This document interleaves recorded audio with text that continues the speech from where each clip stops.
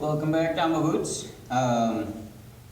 2 points of note today because I feel like probably I'm not going to give you the best service. One, my unit decided that this of all weeks was the week to do all the things, everything. So I kind of got trapped in all the things. Second thing to note is because of that, I may or may not have remembered to turn off the microphone. Well, because of that and probably some other stuff too. I may or may not have remembered to turn off the microphone and the battery may be dead. In which case, what I'm going to do is I'm actually going to grab the Dhamma and I will come back over here so that I'm at least a little bit closer to the microphone and hopefully you guys can hear me okay. Right? And I'm also going to turn up the volume if I can. So, microphone may or may not be working, and I really didn't have time to prepare.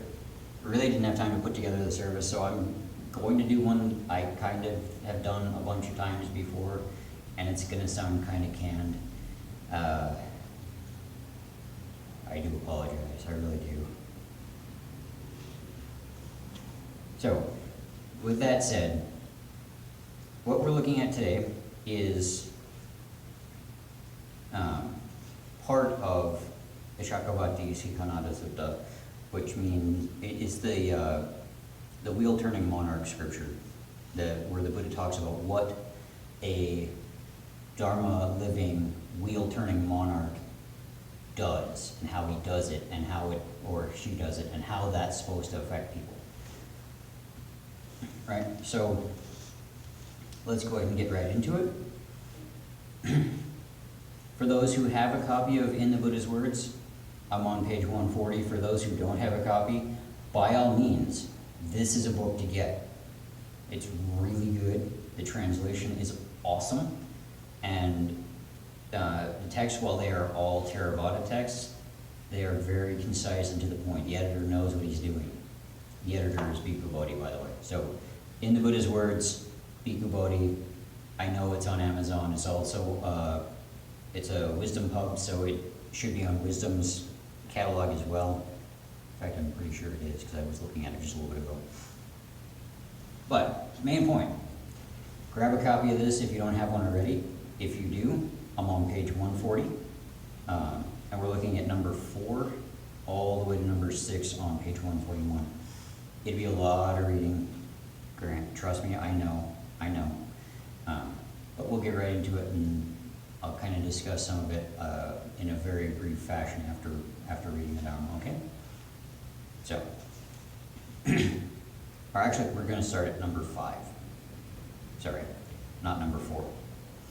So, starting at 5 on page 140. But what, sire, is the duty of a noble wheel-turning monarch? And this is the Crown Prince talking to the Buddha, kind of giving the story of King Dalanemi, which we don't know if he was actually a real person or not. Suffice it to say, this is an example of a wheel-turning monarch and his son after or during the changeover period, where the old wheel-turning monarch is no longer, or is not going to live much longer, and so he's passing on his instructions to his son. And these instructions are what the Buddha is relaying, right? But what, sire, is the duty of a noble wheel-turning monarch? It is this, my son, yourself depending on Dharma, honoring it, revering it, cherishing it, doing homage to it, and venerating it, having the Dharma as your badge and banner, acknowledging the Dhamma as your master. You should establish righteous guard, ward, and protection for your own household, your troops, your warriors, your vassals, your monks and Brahmins, your householders, town and country folk, ascetics and Brahmins, it's in there twice, for beasts and birds. Let no crime prevail in your kingdom, and to those who are in need, give wealth. And whatever ascetics and Brahmins in your kingdom have renounced the life of sensual infatuation, and are devoted to forbearance and gentleness, each one taming himself, each one calming himself, each one striving for the end of craving. From time to time, you should approach them and ask, what, venerable sirs, is wholesome, and what is unwholesome? What is blameworthy, and what is blameless? What is to be followed, and what is not to be followed? What action in the long run will in the long run lead to harm and sorrow, and what to welfare and happiness? Having listened to them, you should avoid what is unwholesome, and do what is wholesome. That, my son, is the duty of a noble, wheel-turning monarch. Yes, sire, said the king, the future king. And he performed the duties of a noble turning monarch, as he did so on the Upasata day of the 15th. That's mid-month, when the moon is, usually it's a full moon and a half moon. When he had washed his head and gone up to the veranda on top of his palace for the Upasata day, the sacred wheel treasure appeared to him, 1,000 spoked, complete with rib, hub, and all accessories.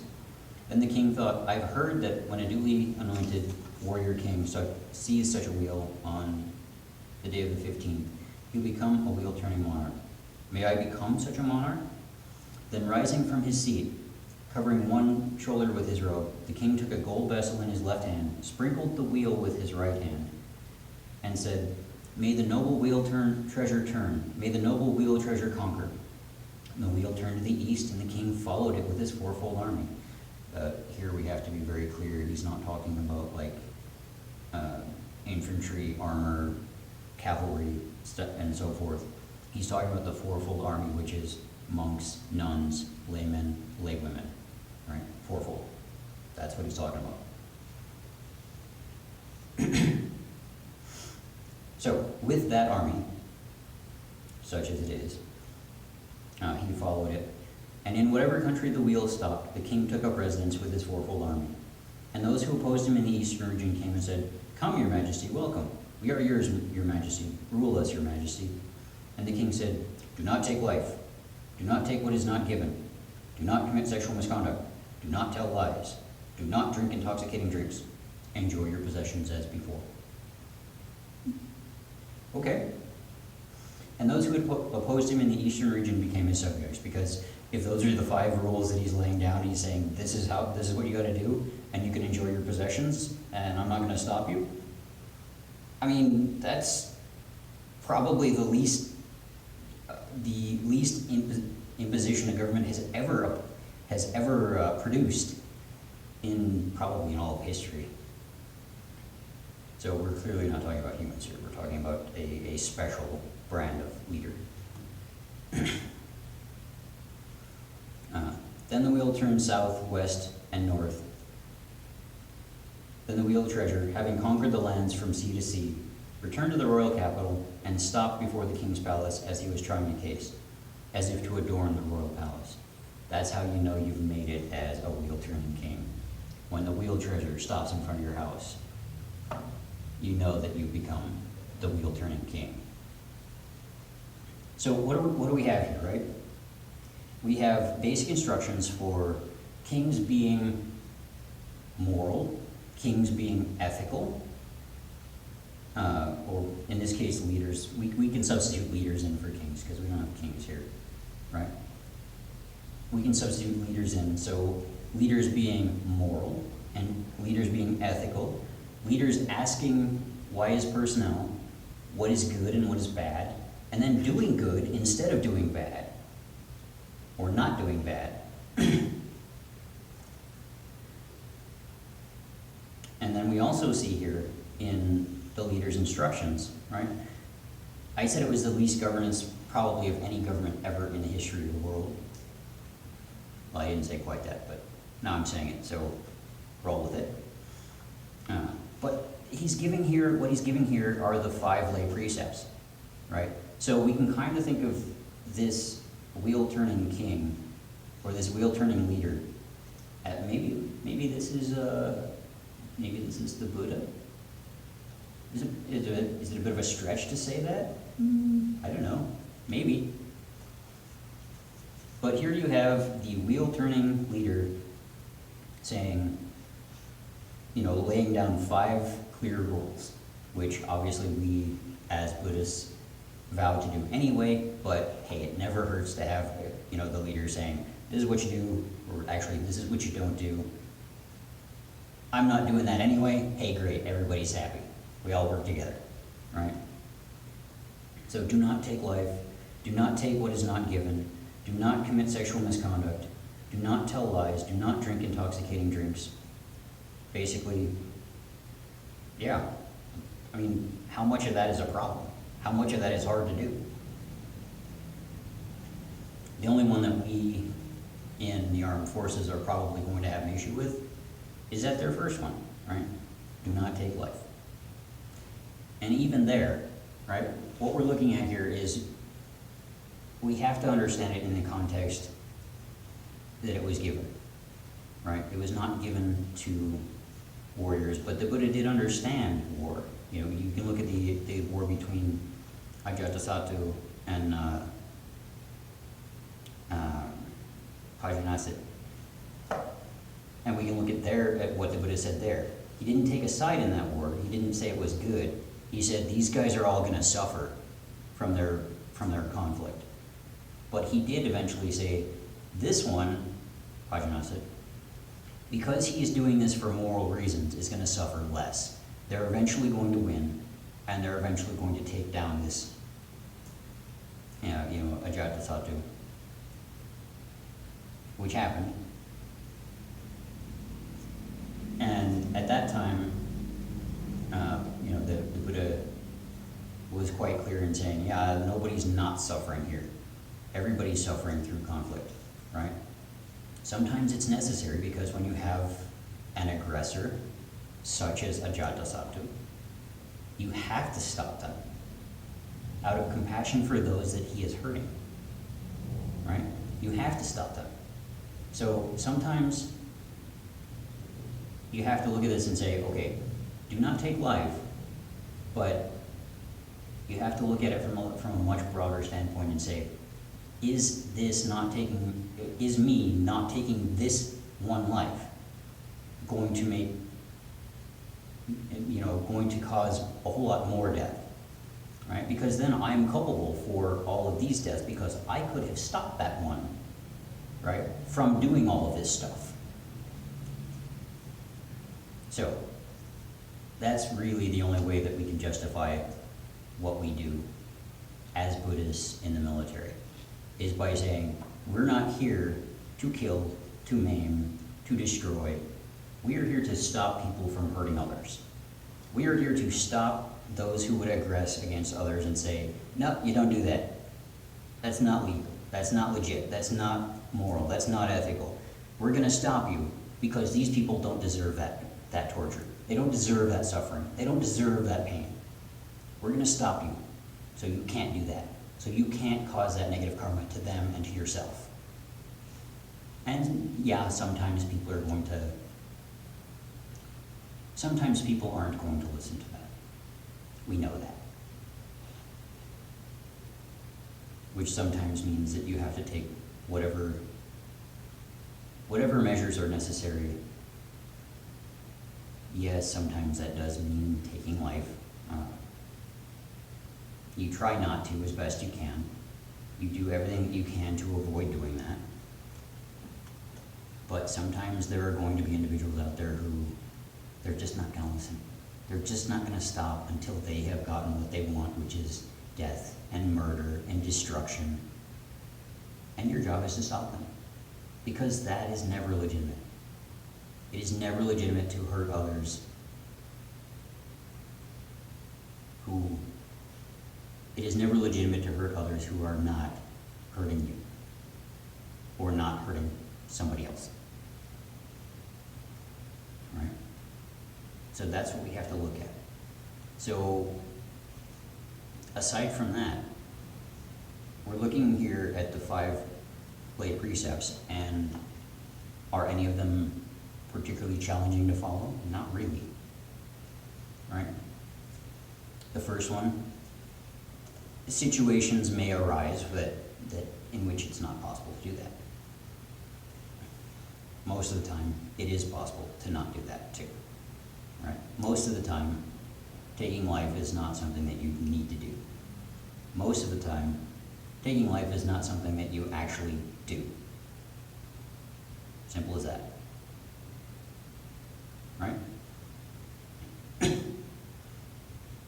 Do not take, moving on to the rest of them, do not take what is not given. Somebody doesn't give it to you, don't take it. Is this a challenge? Is this hard? Not really. Do not commit sexual misconduct. Is this one super challenging? No. No, this one is painless. Right? And I will get into next week,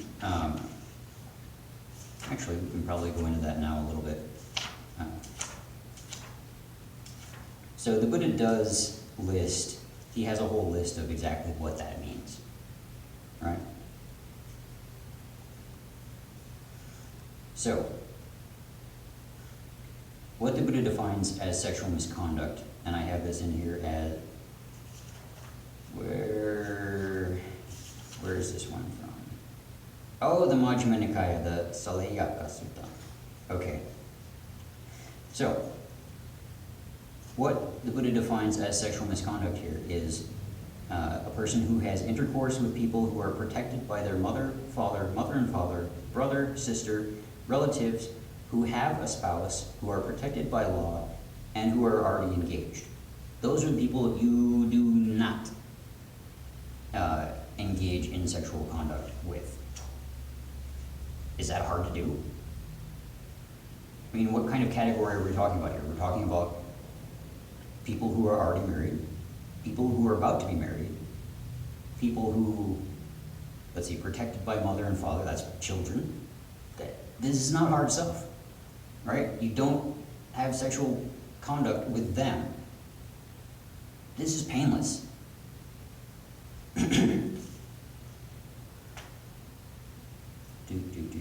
Okay.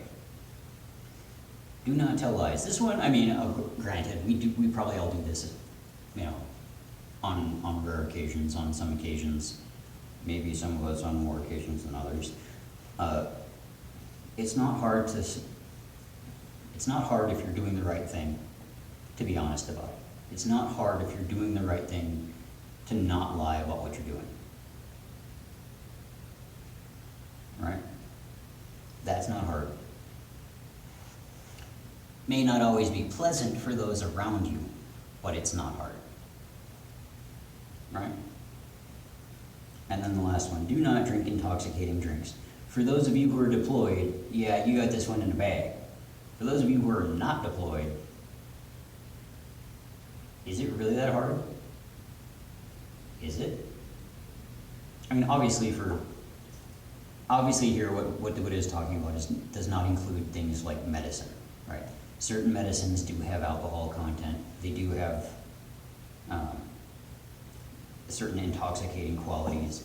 They may put you to sleep. They may put you in a state of drowsiness, right? You see the ads all the time. This medicine may cause drowsiness. This medicine may cause this, right? That's not what the Buddha is talking about. The Buddha is talking about intentionally consuming, and here's the whole point behind this.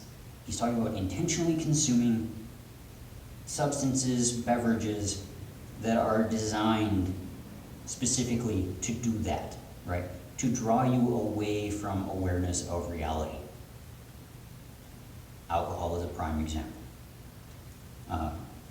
My unit in particular has a problem with this. We also have a problem with other substances that are not alcoholic that are still designed to do the same thing, right? I call them the skyhiatrists. No, you did not hear me wrong. Yes, I know the difference between a psychiatrist and a skyhiatrist. One is very clearly legitimate, and the other is very clearly not. Right? And that's what the Buddha is saying here. Right? We have some very clear guidelines on what a noble leader gets those who are following him to do. Right? The wheel-turning monarch, the wheel-turning king, gets people to not take life, right? Not steal, not engage in sexual misconduct, not lie, and not get, drunk or in a stupor from substances that are designed to do that. We don't have to try too hard to make this a thing. We don't have to try too hard to make this work, to do what the Buddha is directing here, right? And we can all be leaders who do that ourselves, right? Who say to our subordinates, to say to those in our units, don't do this, right? Don't take life. Don't kill, don't steal, right?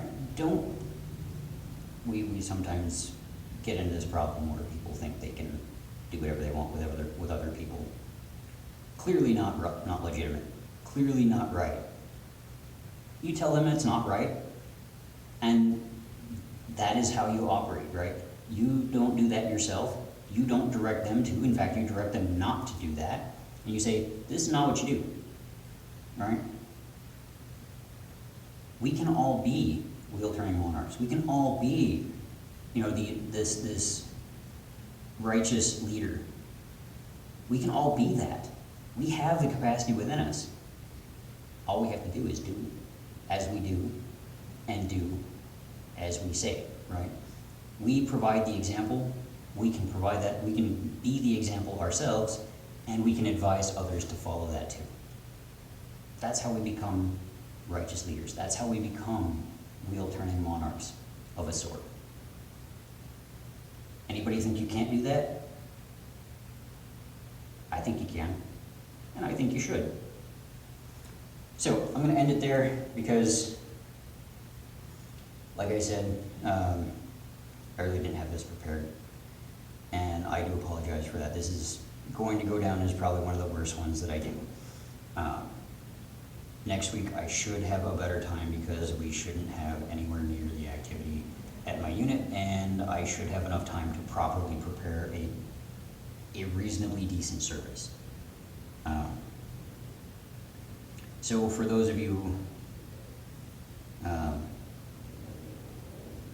know that I had mentioned possibly doing a service already, but if any of the Dhamma Boots out there have an idea for a service that they would like to see, or a topic that they would like me to discuss, by all means leave that in the comments. I look forward to reading those when you get around to sending them. And do by all means continue to practice the Dhamma. Sometimes it may be harder than others, as my example indicates. But that said, have a good week, Dhamma Boots. Next week,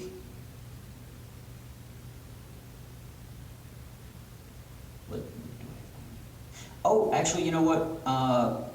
Propose if you're going to put anything in the comments, make sure it's for the week after next. Because next week we will be doing the Lantern Festival, and so I'm going to be talking about a specific apocryphal, yes, I know, apocryphal Mahayana Sutra dealing with remembering one's deceased loved ones. I may also throw some Kisa Gotami in there, maybe, if I can get around to it. But we will be doing the Lantern Festival next week, so I will have, my talk will be about that, and then that will happen on Saturday evening. I hope to have some videos, so you may get 2 videos in 1 week. Good times?